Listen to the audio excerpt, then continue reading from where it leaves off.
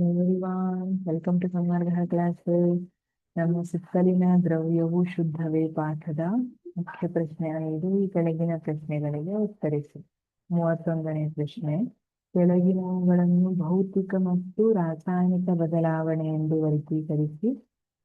A. ಕಬ್ಬಿಣ ತುಕ್ಕು ಹಿಡಿಯುವುದು. ಬಿ. ನೀರಿನಲ್ಲಿ ಸಾಮಾನ್ಯ ಉಪ್ಪನ್ನು ಕರಗಿಸುವುದು. ಸಿ. ಮಂಜುಗಡ್ಡೆಯ ಕರಗುವಿಕೆ. ಡಿ. ಕಾಗದವನ್ನು ಸುಡುವುದು. ಇದರಲ್ಲಿ ರಾಸಾಯನಿಕ ಬದಲಾವಣೆ ಇದರಲ್ಲಿ ಹೊಸ ಸಂಯುಕ್ತ ಅಥವಾ ಹೊಸ ಪದಾರ್ಥ ಉಂಟಾಗಿರಬೇಕು. ಅದನ್ನ ರಾಸಾಯನಿಕ ಬದಲಾವಣೆ ಅಂತ ಹೇಳ್ತೀವಿ.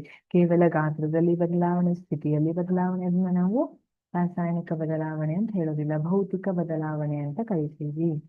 ಅಲ್ಲಿ ಹೊಸ ಪದಾರ್ಥ ಉತ್ಪತ್ತಿ ಆದ್ರೆ ರಾಸಾಯನಿಕ ಬದಲಾವಣೆ, ಆಗಿಲ್ಲ ಅಂದ್ರೆ ಭೌತಿಕ ಬದಲಾವಣೆ. ಹಾಗಿದ್ರೆ ಈಗ ನೋಡಿ, ಕಬ್ಬಿಣ ತುಕ್ಕು ಹಿಡಿಯುತ್ತೆ. ಕಬ್ಬಿಣ ತುಕ್ಕು ಹಿಡಿದಾಗ ಕಬ್ಬಿಣ ಇರುವಂತದ್ದು ಏನಾಗಿದೆ ಇಲ್ಲಿ?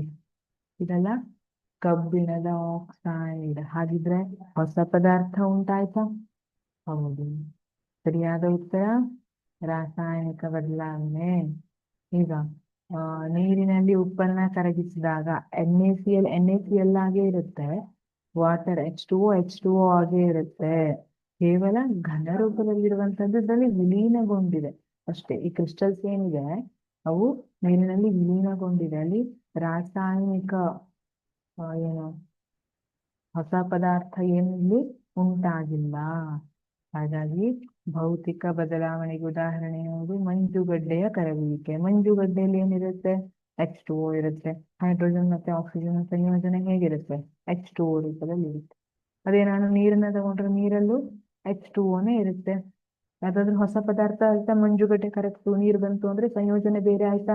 ಹೊಸ ರಾಸಾಯನಿಕ ಉತ್ಪತ್ತಿ ಆಯ್ತಾ? ಇಲ್ಲ.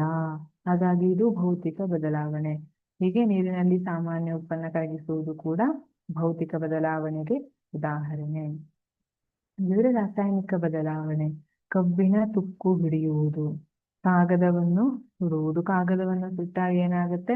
ಕಾರ್ಬನ್ ಡೈಆಕ್ಸೈಡ್ ಬರುತ್ತೆ, ಉಷ್ಣ ಕೊಡುತ್ತೆ, ಹಾಗೆ H2O ನೀರಿನ ಅಣುಗಳನ್ನ ಕೂಡ ಕೊಡುತ್ತೆ. ಹಾಗಾಗಿ ಕಾಗದವನ್ನ ಸುಡುವುದು ಏನಿದೆ, ಕಾಗದದಲ್ಲಿ ಏನು CO2 H2O ಇರ್ಲಿಲ್ಲ, ಕಾಗದದಲ್ಲಿ ಬೇರೆ ಕಂಪೋನೆಂಟ್ಸೇ ಇತ್ತು. ಆದ್ರೆ ಕಾಗದವನ್ನ ಸುಟ್ಟಾಗ ಅದು ಆಕ್ಸಿಜನ್ ಜೊತೆ ವರ್ತಿಸಿದಾಗ ಏನಾಯ್ತು? ಕಾರ್ಬನ್ ಡೈಆಕ್ಸೈಡ್, ನೀರು ಮತ್ತೆ ಉಷ್ಣ ಬಿಡುಗಡೆ ಆಯ್ತು. Thank you.